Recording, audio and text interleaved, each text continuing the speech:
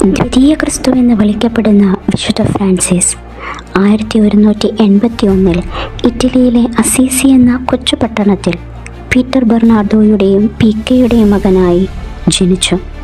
തുടർന്ന് അന്നത്തെ ഏതൊരു ചെറുപ്പക്കാരനെയും പോലെ ഒരുപാട് സ്വപ്നങ്ങളുമായി ജീവിച്ച ഫ്രാൻസിസിനെ പറ്റിയുള്ള ദൈവഹിതം മറ്റൊന്നായിരുന്നു.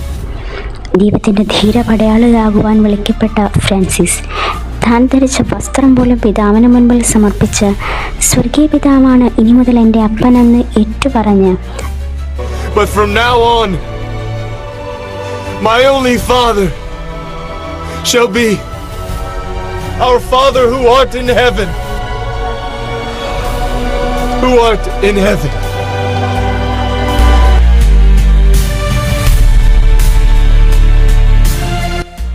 ചാക്കുവസ്ത്രവും അരയിൽ കയറും കെട്ടി ഭിക്ഷ യാചിച്ച് ഭക്ഷണം കണ്ടെത്തുകയും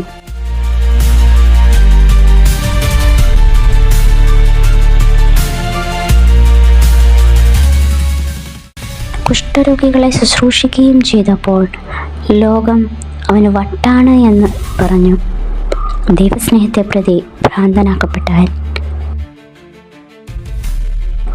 തുടർന്ന് ദൈവം ഈ കൊച്ചു മനുഷ്യനിലൂടെ അനേകം വിശുദ്ധരെ തിരുസഭയ്ക്ക് ഇന്നും പ്രദാനം ചെയ്യുന്ന ലോകം മുഴുവൻ നിറഞ്ഞു നിൽക്കുന്ന ഫ്രാൻസിസ്കൻ കുടുംബത്തിന് രൂപം നൽകി.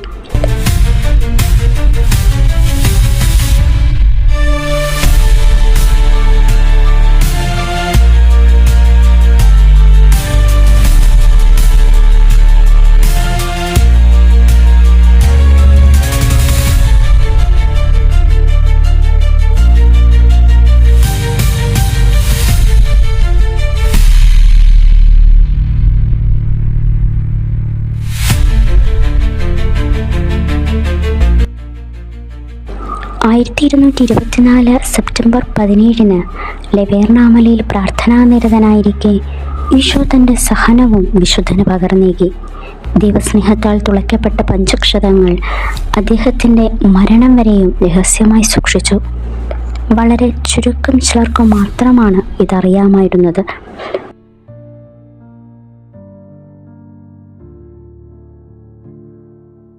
ദൈവസ്നേഹത്തിൻ്റെയും സഹനത്തിൻ്റെയും മുദ്ര ഏറ്റുവാങ്ങിയ ഫ്രാൻസിസിന് പ്രപഞ്ചത്തിലെ സകലവും സഹോദരങ്ങളായിരുന്നു.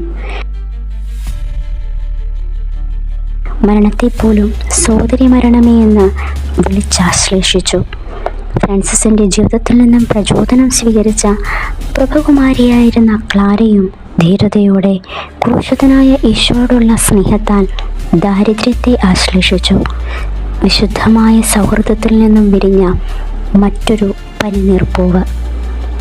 വിശുദ്ധ ഫ്രാൻസിസിൻ്റെയും വിശുദ്ധ ക്ലാരയുടെയും ആധ്യാത്മികതയിൽ നിന്ന് രൂപം കൊണ്ട ഫ്രാൻസിസ്കൻ ക്ലാരിസ്റ്റ് കോൺഗ്രിഗേഷൻ ഈ വർഷം പാർശ്വവൽക്കരിക്കപ്പെട്ടവരോടൊപ്പം ചേർന്ന് നിൽക്കുമ്പോൾ ഇത് വിശുദ്ധ ഫ്രാൻസിസിൻ്റെ സ്വർഗപ്രവേശനത്തിൻ്റെ 800-ാം വർഷമാണ് എന്നത് ഇരട്ടി കൃപയുടെ നാളുകളാക്കി മാറ്റുന്നു.